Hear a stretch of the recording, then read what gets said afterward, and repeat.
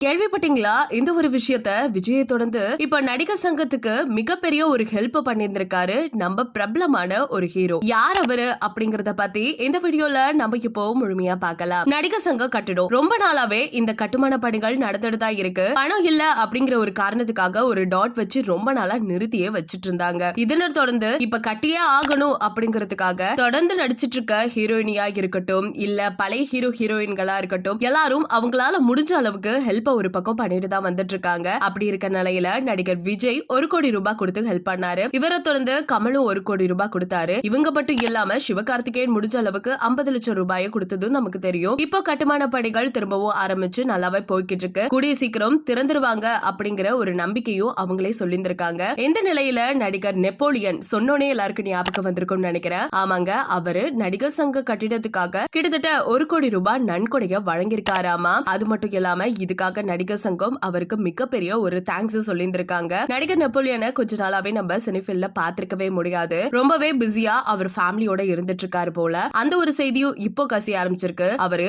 அமெரிக்காவில settle ஆகிட்டாராமா. அது மட்டும் இல்லாம இவருக்குன்னு சொந்தமா ஒரு ஐடி நிறுவனமும் நடத்திட்டு வந்துட்டு இருக்காரா. இதெல்லாம் ஒரு பக்கம் இருந்தாலும் விவசாயத்தை விட்டு கொடுக்க மாட்டேன் அப்படின்னு சொல்லிட்டு பல 100 ஏக்கர்ல அவர் விவசாயம் செஞ்சுட்டு வந்துட்டு இருக்கதா இப்போ செய்திகள் கசிய ஆரம்பிச்சிருக்கு. இத பத்தி நீங்க என்ன நினைக்கிறீங்க? சினிஃபில்ல இப்போதைக்கு இல்ல அப்படின்னாலும் அதுக்கான உதவிகளை கண்டிப்பா பண்ணியே ஆகணும் அப்படிங்கிற மாதிரி இறங்கி வந்து நெப்போலியன் அவர்கள் ஹெல்ப் பண்ணியிருந்திருக்காரு. உங்களோட கருத்துக்கள் என்ன அப்படிங்கறத மறக்காம நம்ம கமெண்ட் செக்ஷன்ல ஷேர் பண்ணிக்கோங்க. இது போல பல அப்டேட்ஸ் உடனுக்குடனே தெரிஞ்சுக்கணும்னா நம்ம சேனலை சப்ஸ்கிரைப் பண்ணி வச்சுக்கோங்க.